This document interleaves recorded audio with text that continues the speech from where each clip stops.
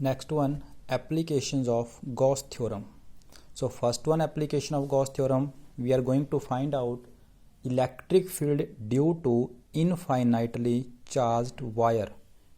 Along infinitely charged wire के लिए हम इलेक्ट्रिक फील्ड इंटेंसिटी पता करने जा रहे हैं.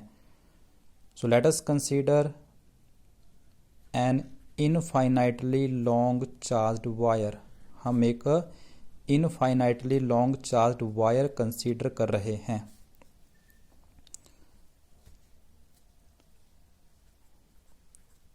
एक बहुत लॉन्ग वायर जिसके ऊपर जो चार्ज है वो कंटिन्यूअसली डिस्ट्रीब्यूटेड है. तो इनफाइनाइटली लॉन्ग वायर की बात हो रही है तो हम यहाँ पे डिस्कस करेंगे लीनियर चार्ज डेंसिटी. कौन सा कंसेप्ट रहेगा? Linear charge density. Due to this infinite wire, we have to find out electric field at point P. हमें इस P पॉइंट पे इलेक्ट्रिक फील्ड पता करनी है.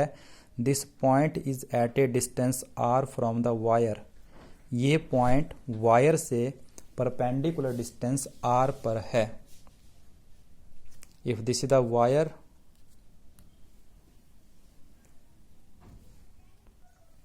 If this is the wire, तो वायर से किसी भी परपेंडिकुलर डिस्टेंस पे हमने पॉइंट कंसीडर कर रखा है. Now taking this R as the radius, draw a Gaussian surface. इस वायर के अराउंड हमने एक गॉसियन सरफेस क्या करना है? ड्रॉ करना है.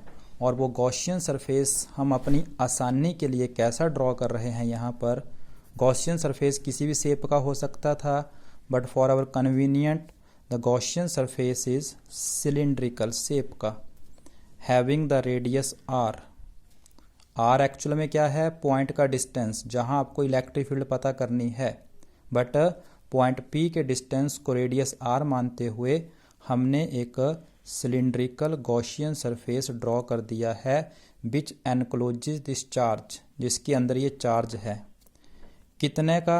एल लेंथ का. हमने पूरी इनफाइनाइट वायर को नहीं उठाया, उसका सिर्फ एक पोर्शन उठाया है जिसकी लेंथ एल है. और इतनी लेंथ पे कितना चार्ज बनेगा वो हम इसके बाद देखेंगे. बट इस तरीके से हम एक सिलिंड्रिकल गॉसियन सरफेस ड्रॉ कर लेते हैं. सेकंड, हमने वायर पे पॉजिटिव चार्ज दिखा रखा है. So direction of the electric field is radially outward. Positive charge के लिए ई की डायरेक्शन क्या रहती है? Radially outwards. In this way this is the direction of electric field. So next one क्या दिखाते हैं? इस गॉसियन सरफेस के 3 parts. First circular face, second circular face and third one is our curved surface. हमने इसके 3 surface consider कर लिए हैं. First circular face, second circular face and third is the curved surface.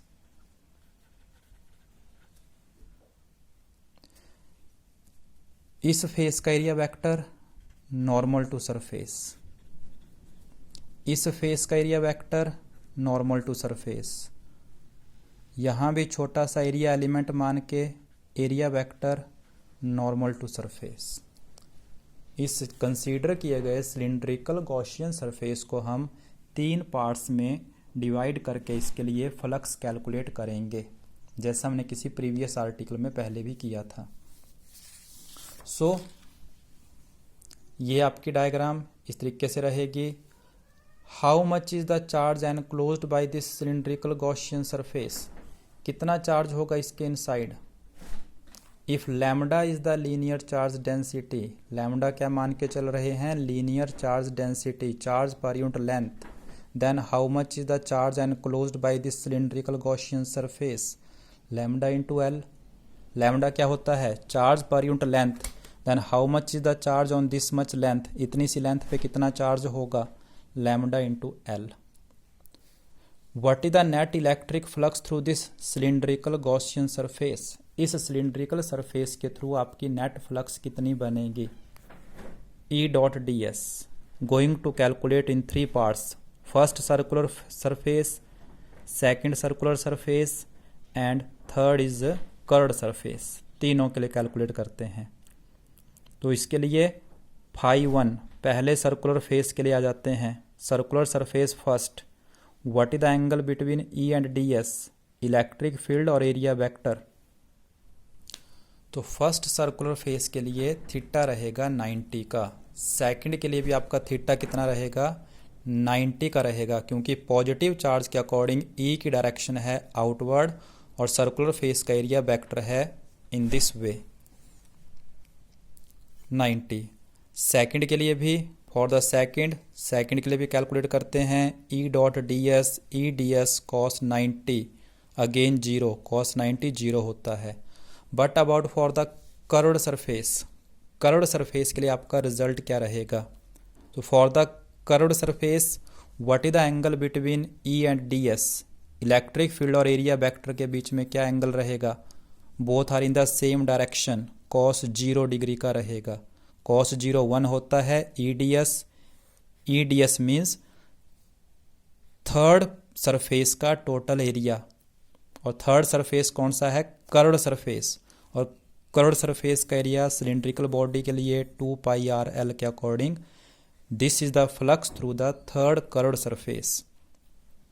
So what is the net flux पूरे cylindrical surface के लिए, how much is the net flux 0, first one, second and third, this one is the first equation.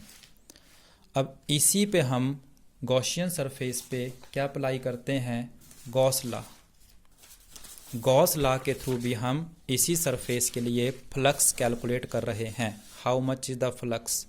Now using the Gauss law for this cylindrical surface, phi is equal to Q net by में epsilon naught. How much is the Q net, total charge enclosed by this Gaussian surface, lambda into L. So this is again the flux for the same surface, this is again the flux for the same Gaussian surface। उसी Gaussian surface के लिए flux दो type से लिखी गई है, equating 1 and 2, 1 और 2 का इक्वेट करते हुए इलेक्ट्रिक फील्ड के लिए रिजल्ट आपका lambda upon 2 pi epsilon naught into R. So how the electric field vary, directly as the linear charge density and inversely as the distance. सिर्फ पावर 1 है जबकि पहले आर स्क्वेयर होता था। तो this is how the electric field vary with the distance for a infinite long charge wire. तो हमने दो टाइप से फ्लक्स फाइंड आउट की है, एक ई डी एस के कंसेप्ट के थ्रू वायर के अराउंड क्या ड्रॉ करके एक सिलिंड्रिकल गॉसियन सरफेस। सेकंड हमने उसी सिलिंड्रिकल गॉसियन सरफेस के लिए गॉस लॉ के अकॉर्डिंग फ्लक्स लिखी, क्यू नेट कितना बना था लैम्डा इंटू एल। सो इक्वेट करने पर दिस इज योर रिजल्ट।